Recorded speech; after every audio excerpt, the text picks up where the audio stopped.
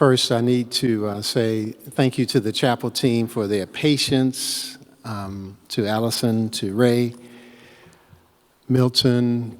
Thank you so much because I kept changing stuff.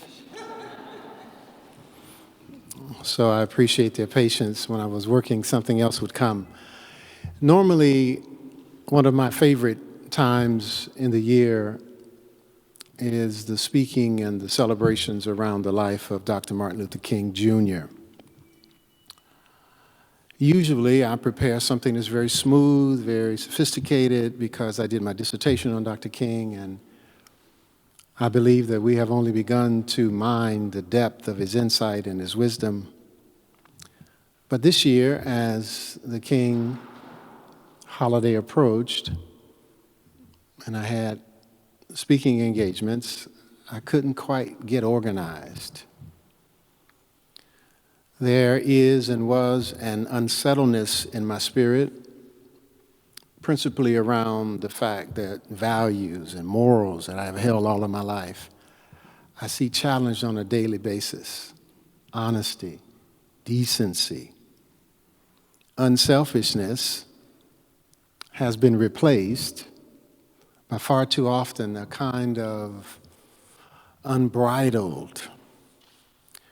As I was writing the message, I couldn't write, given the moral crisis. How do you believe something your whole life, give your whole life to it, and in front of you on a daily basis, the opposite is what's in effect? What is our response? How do we respond? How do we change? So I began to write, and I am believing and feeling the graveness and the seriousness of the moment in which we are in this nation. I believe that our democracy is at risk, that democracy itself is at stake. And so I read Lincoln's second inaugural address. And Lincoln grappled with this. There was the distinct possibility that a democracy, a government of the people, by the people, for the people, could perish from the face of the earth. I think we're living in this moment, right now.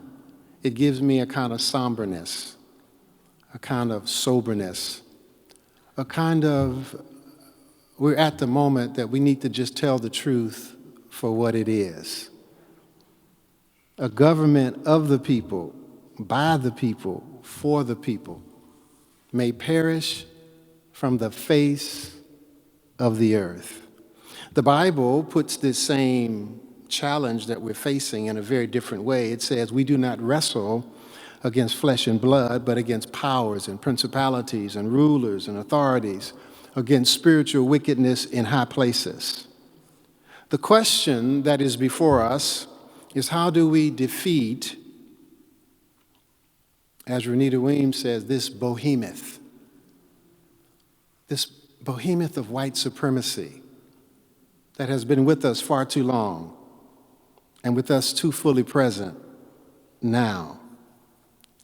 In my own mind and my own heart, I thought and believed that the way to defeat is something called a dangerous unselfishness. A dangerous. I take great confidence and courage in the fact that for African American people, we've been here before.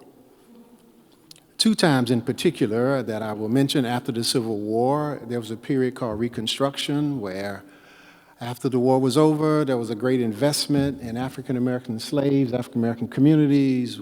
All of a sudden, we had Senate seats, and we had all of these businesses, and we were flowering, and the nation was turning a new page. And all of a sudden, the Missouri Compromise came, and they snatched the federal troops out of the South.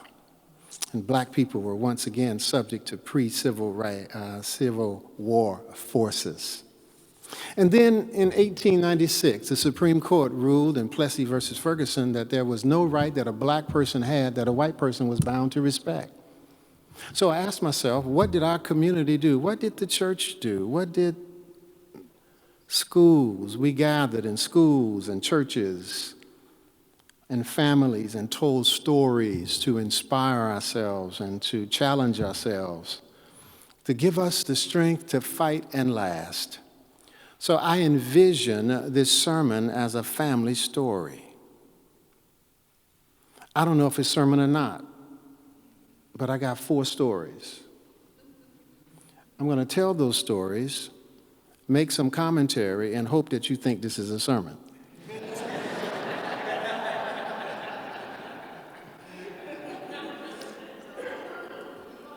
I have 4 acts. Act 1. This phrase, a dangerous unselfishness, I first heard in the speech that Martin Luther King Jr. gave the last night before his death. Rather than say much about it, Allison is going to help me channel that speech in a piece in the room.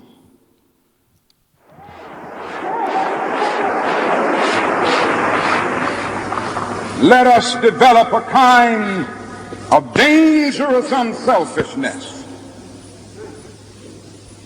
One day a man came to Jesus and he wanted to raise some questions about some vital matters of life. At points he wanted to trick Jesus and show him that he knew a little more than Jesus knew and throw him off base. Now that question could have easily ended up in a philosophical and theological debate.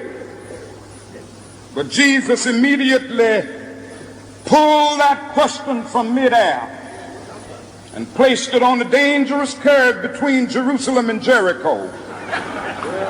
And he talked about a certain man who fell among thieves. You remember that a Levite, and the priest passed by on the other side, they didn't stop to help him. And finally, a man of another race came by. He got down from his beast, decided not to be compassionate by proxy, but he got down with him, administered first aid, and helped the man in need. Jesus ended up saying this was the good man, this was the great man, because he had the capacity to project the eye into the thou and to be concerned about his brother. Now, you know, we use our imagination a great deal to try to determine why the priest and the Levite didn't stop. The times we say they were busy going to a church meeting, an ecclesiastical gathering, and they had to get on down to Jerusalem so they wouldn't be late for their meeting. At other times, we would speculate that there was a religious law that one who was engaged in religious ceremonial was not to touch a human body 24 hours before the ceremony. And every now and then we begin to wonder whether maybe they were not going down to Jerusalem, down to Jericho rather, to organize a Jericho Road Improvement Association. That's a possibility. Maybe they felt that it was better to deal with the problem from the causal root rather than to get bogged down with an individual effect. But I'm going to tell you what my imagination tells me. It's possible that those men were afraid. You see, the Jericho Road is a dangerous road. That's right. I remember when Mrs. King and I were first in Jerusalem.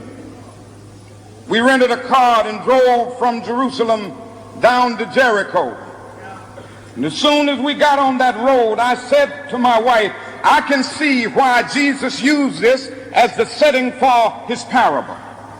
It's a winding, meandering road. It's really conducive for ambushing. You start out in Jerusalem, which is about 1,200 miles, or rather 1,200 feet above sea level. And by the time you get down to Jericho, 15 or 20 minutes later, you're about 2,200 feet below sea level. That's a dangerous road. In the days of Jesus, it came to be known as the bloody paths. You know, it's possible that the priest and the Levite looked over that man on the ground and wondered if the robbers were still around. Or it's possible that they felt that the man on the ground was merely faking. And he was acting like he had been robbed and hurt in order to seize them over there, lure them there for quick and easy seizure. And so the first question that the priest asked, the first question that the Levite asked was, if I stop to help this man, what will happen to me? But then the Good Samaritan came by, and he reversed the question. If I do not stop to help this man, what will happen to him? That's the question before you tonight. Not if I stop to help the sanitation workers, what will happen to my job? Not if I stop to help the sanitation workers, what will happen to all of the hours that I usually spend in my office every day and every week as a pastor? The question is not if I stop to help this man in need, what will happen to me? The question is, if I do not stop to help the sanitation workers, what will happen to them? That's the question.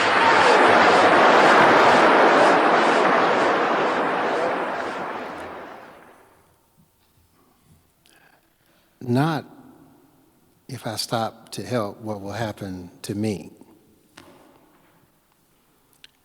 But if I do not stop to help, what will happen to them?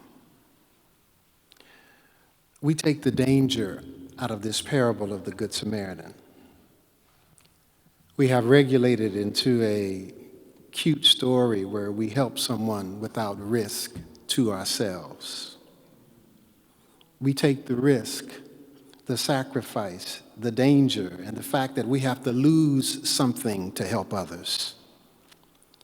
We're almost oblivious or afraid of the fact that we might get hurt trying to help people. I believe we make this an individual story of good deeds, and we all have the responsibility to do individual good deeds. We should stop and help people individually. Traditionally, when we preach this, we applaud the Good Samaritan and we disparage the priest and Levite because they did not do individual good deeds, or the Good Samaritan did and they did. We miss because they were afraid. We encourage and should, yes, do good deeds. But what about the structural issues of why and how people are being robbed? Because when we deal with structural issues and fundamental issues in our culture and our society, it might cause hurt, it might cause harm, it might cause injury to ourselves. We might lose our job, we might lose our popularity, our security, or we might lose our friends. There is such a moral cowardice that's operative. We help people, but do we help people when it costs us something? We have such a moral cowardice and lust for power. I think the lust for power covers, or the attempt to cover, our moral cowardice, to stand up for what's right, to put ourselves at risk for what's true and good and noble and pure. I also believe that we think democracy is free. We think that democracy won't have to cost us anything. Democracy is something that we get. It's not something that we struggle to keep. I think that it's hard for us to face that it's hard to be a citizen. It costs to be a citizen. How do you think you can be a citizen? It don't cost you anything. Is democracy free? Is citizenship free? Do I need to remind you that Dr. Martin Luther King Jr. lay dead on the balcony of the Lorraine Motel trying to help people? an apostle of nonviolence, love, reconciliation, mercy, and justice, shot down trying to help this nation move past its white supremacy, to drag the nation into the 21st century. This is a dangerous unselfishness. And a dangerous unselfishness can get you killed. Really helping people costs. Maybe that's because we're not willing to pay the price. We see all around us such a lack of moral courage, the convenient, the easy, the illusion of helping people. To be a multiracial, multicultural, multigendered, multisexual preference country costs all of us to give up something. It's easy to be liberal when it don't cost you anything. Or maybe being conservative is about making sure it don't cost you anything. Act 1 closes. Act 2. I hope you've had the chance to read Olive Schreiner. I hope you've had a chance. Olive Schreiner is a South African white woman. Howard Thurman read Olive Schreiner in the 1920s and translated and had her work published. The first edition of her writings in the U.S. was something called A Track to the Water's Edge. I quote now a piece of it. I saw a desert and I saw a woman coming out of it. And she came to the bank of a dark river. And the bank was steep and high. And on it an old man met her who had a long white beard and a stick that was curled in his hand, and on the stick was written reason. And he asked her what she wanted. And she said, I am woman, and I am seeking the land of freedom. And he said, it is before you. And she said, I see nothing before me but a dark flowing river and a bank steep and high and cuttings here and there with heavy sand in them. And he said, and beyond that? She said, I see nothing. But when I shade my eyes with my hand, I think I see further banks of trees and hills and the sun shining on them. And he said, that is the land of freedom. She said, how am I to get there?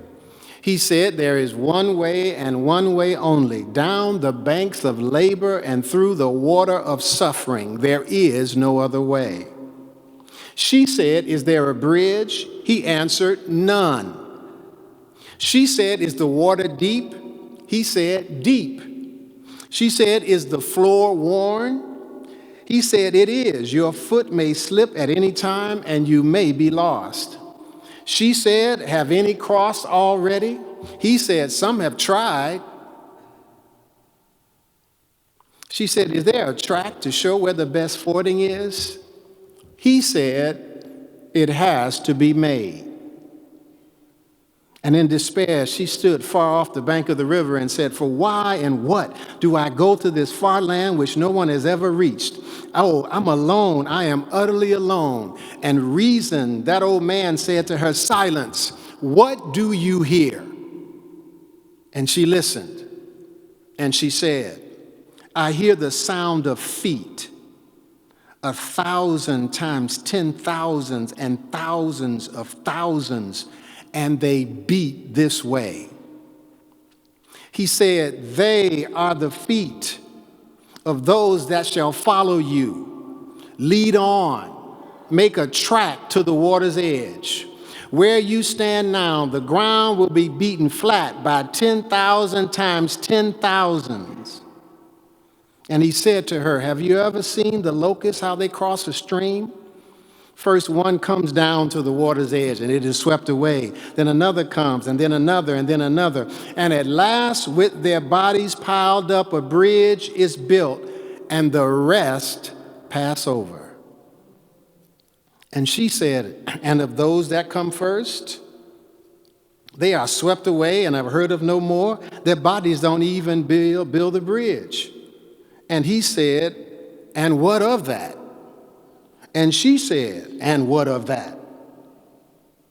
They make the track to the water's edge.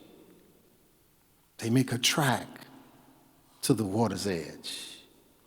And over that bridge, which shall be built with our bodies, who will pass?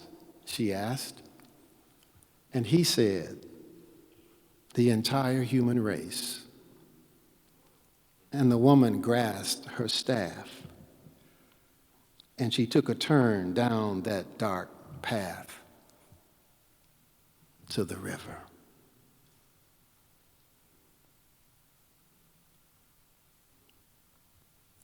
I got where I am by the bridge that was laid for my feet to walk across. By my ancestors and by freedom-loving people. My parents and my grandparents went to the water's edge. I got a PhD and I can read a whole lot of things. But it was once against the law to teach a black person to read. Somebody bled and died that I could read. Somebody bled and died so I could get a PhD. Somebody bled and died. People read my resume and think it's impressive. And I've walked over bridges that have been laid for me. I kept moving so that my children, my students, my friends, my faculty, my dean, my president, my trustees will have a bridge to walk over to freedom. It's dangerous. The road is worn, has not been, you could slip off at any point. It's a dangerous unselfishness. The question is, will you go? You might be swept away, but will you go? Will you make the trek to the water's edge so thousands upon thousands and tens of thousands upon thousands, yea, even the entire human race, would walk to the land of freedom? Act 2 closes. Act 3. It's amazing to me that we serve a God who sacrificed for us, and we take danger out of the faith.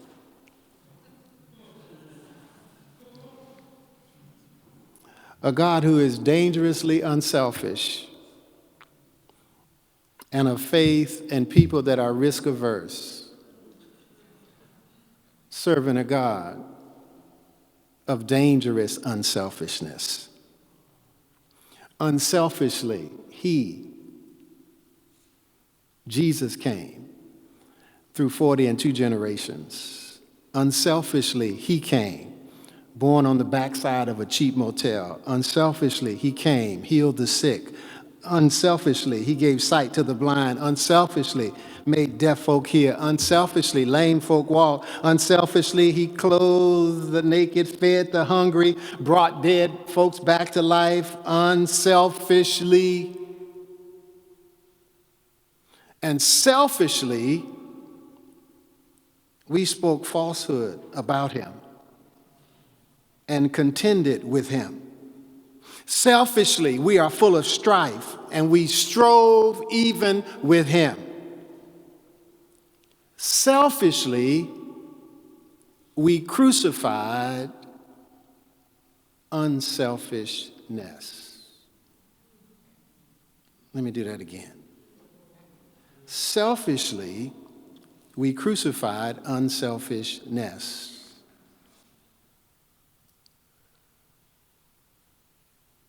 And so selfishly, we destroy the earth. Selfishly, we built death camps. 6 million people, millions of other people killed selfishly. We played a supremacy game. Selfishly, we demean people, demoralize people selfishly. But I'm so glad that for every level of human selfishness there is another level of unselfishness in God. It's called the resurrection. No matter how despicable we are and how selfish we are, God yet has another level of grace and mercy, and I believe in my faith that Jesus built a bridge with his body that the whole human race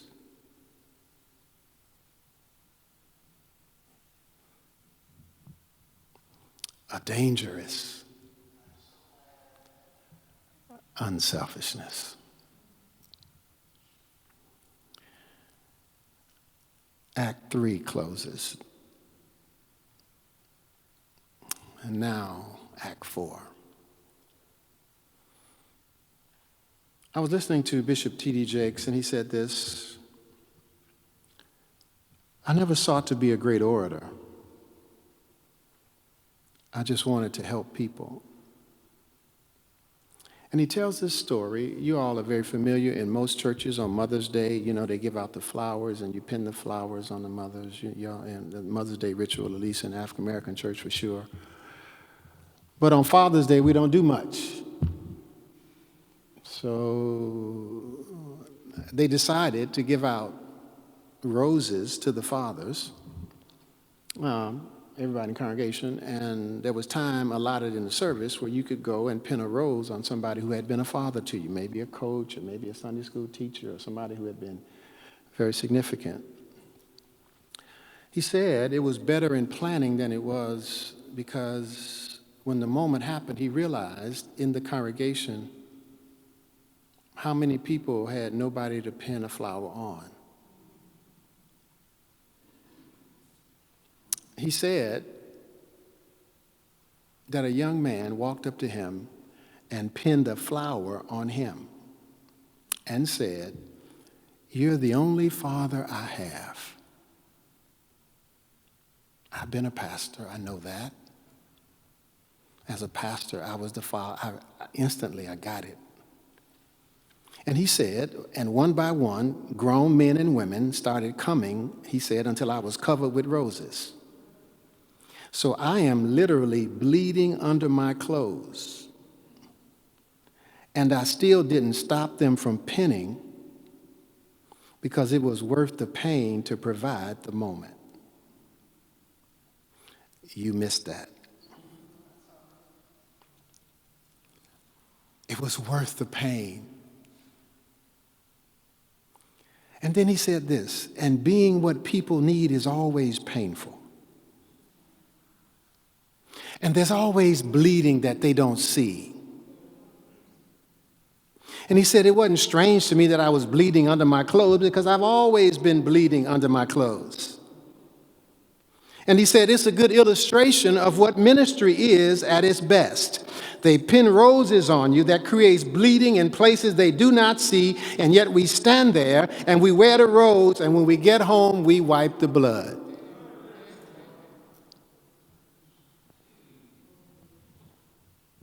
This is what it means to be a citizen. This is what it means to be a Christian, a professor, a president, a dean, a pastor, a parent, a leader, a minister. It hurts to help people. They pin roses on you, and you go home and wipe the blood. It's dangerous to help people. People hurt the people that help them. But even knowing this, we help people anyway. We know this, and we do it anyway. We know we wipe blood, but we still do. We know it. It's no surprise. I hope that we as professors make it plain to those of you who are entering ministry That this is not about limousines, and it's not about people calling your name and having an entourage and being lifted up as the pastor. No, you get those roses, but believe me, you go home and you wipe the blood that they don't see. It's a dangerous unselfishness.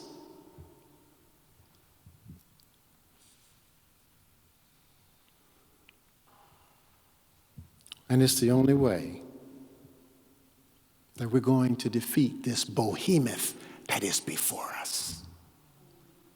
A dangerous. When I reflect, I think I hear the sound of feet 1,000 times 10,000s and thousands of thousands. When I put my syllabus together, I think I hear the sound of feet. Thousands upon 10,000s.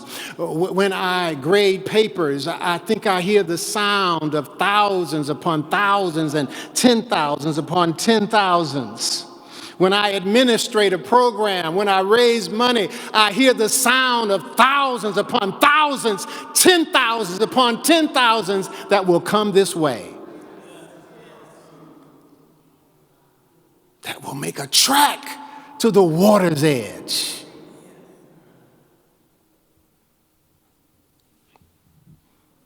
I was teaching last week, exhausted, 8:30 to 4:30, a full class, 20-some people in there, teaching up a storm.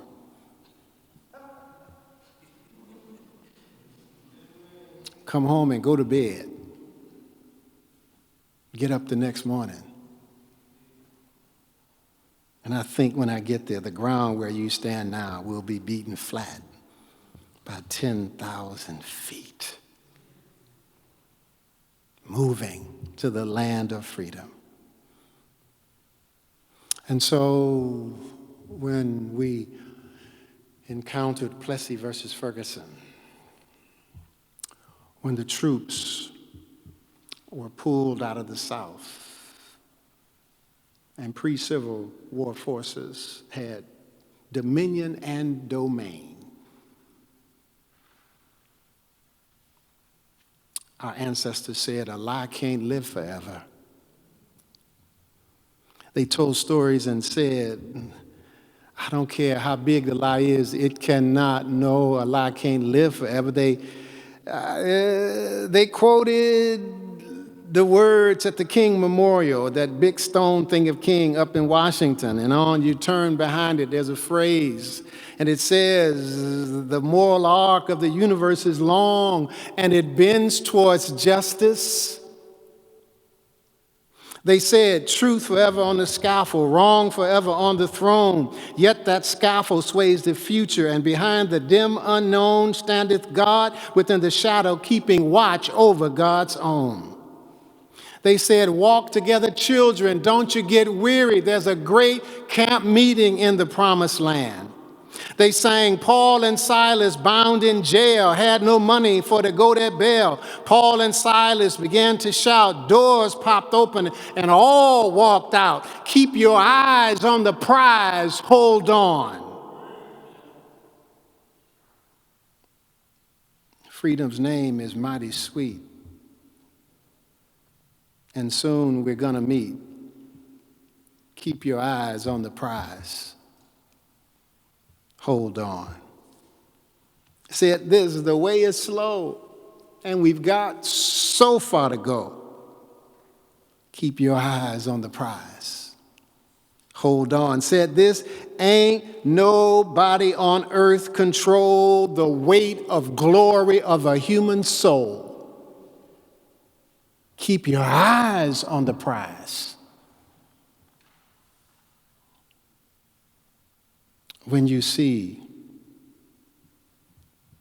a student walk free, it makes me think of Jubilee.